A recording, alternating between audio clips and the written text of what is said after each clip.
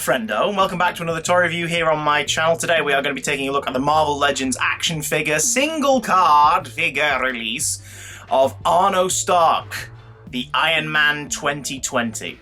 I've even dressed appropriately for this one, look. Hey! My wife and I are having a debate what colour this t-shirt is. I think it's salmon. It's more of it's a pink colour. She thinks it's red, but it's definitely like a salmon pink, right? Just like Iron Man would have wanted.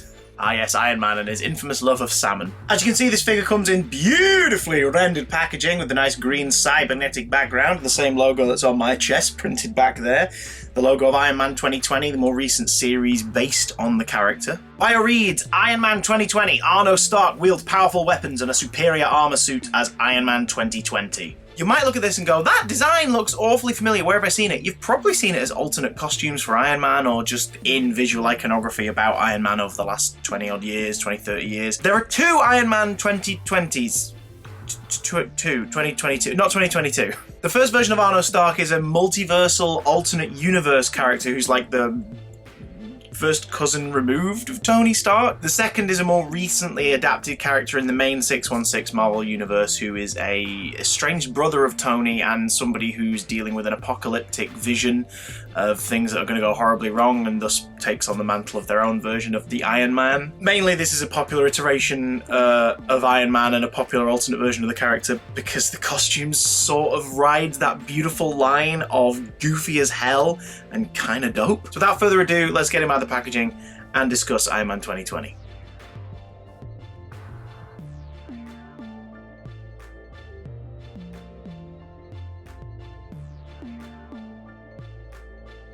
This is a pretty good looking figure, I'm not gonna lie.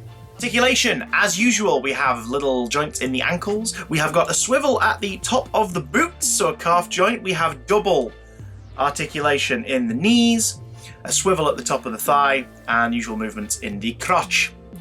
Iron Man 2020 has a waist swivel, a rib slash stomach crunch that's got a pretty decent amount of flex to it for a man who's in metal armor, so shouldn't be able to move that much. Shoulders swirl around and outwards as per. There is an upper arm joint just below the base of the shoulder, a double joint in the elbow, no swivel in the wrist at the gauntlets, which you might think he may have because of the one in the calves, but no, because the swivel is saved for the wrist itself, where the hand can also bend forwards and backwards. Iron Man 2020 has a neck joint that is a peg joint with a ball at the top, so he's got a decent range of movement, although Hasbro seem to be moving away from this as a piece of articulation, so I can only assume they've done it because it's based on a similar figure.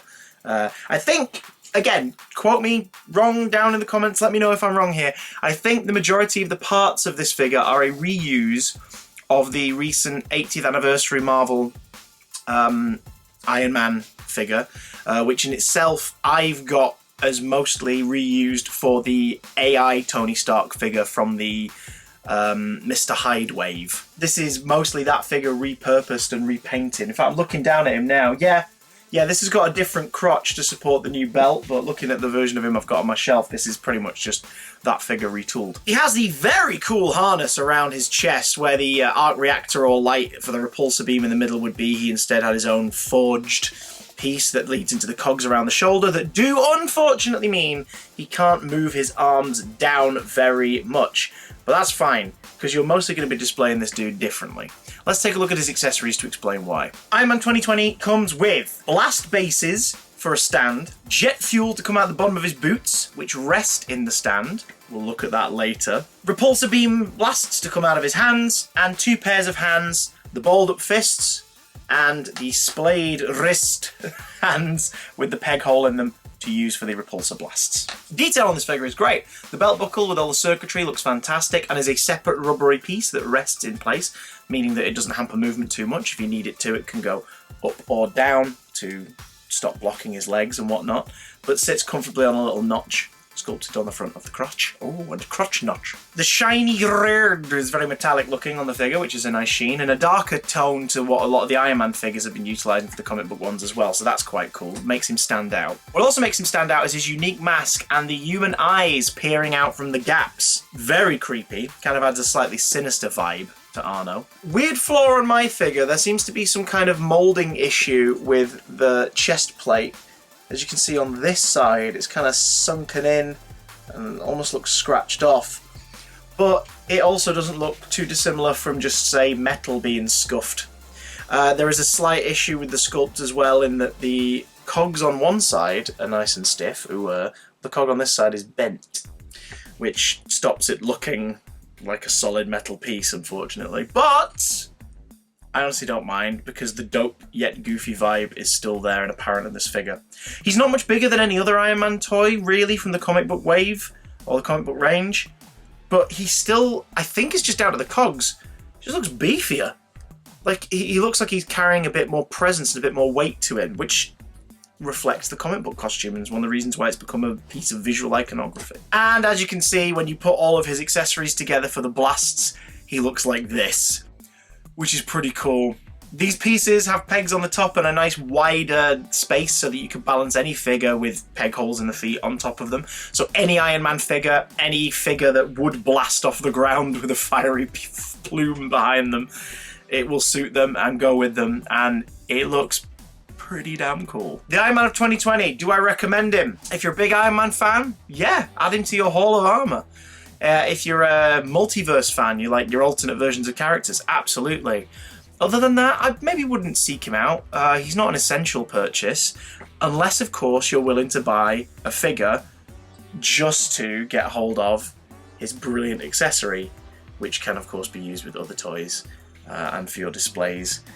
I, for one, am quite happy I picked him up. I bought him off Amazon for £17. He was on a bit of a cheaper price than other figures at the moment, which I think is great for what is essentially a single card boxed deluxe figure. The accessories he has are similar to the ones that come with the War Machine figure and the movie Black Widow figures and stuff. So I recommend him, but again, understand if you're not interested. And I can't quite believe it, but yeah, that's the exact same symbol on my chest that's on my t-shirt. Hilarious. What do you think of the Iron Man 2020? Is it a figure you want to buy? Is it a figure you have bought? Let me know in the comments down below. If you found this review helpful, also let me know down below. And you can help me out by giving it a thumbs up or leaving a comment. That helps with the algorithm. Or if you want to help financially, you can head to my Amazon wishlist, link down in the description. You can pick up a figure for review. As long as you leave your name with the figure purchase, I will give you a shout out. Or my PayPal link that's down there. You can fund toward toy purchases for further reviews. No obligation, obviously. The only thing that I ask you to do, that you have to do, after I've told you to do it, is have a nice day. And I'll see you soon. Bye!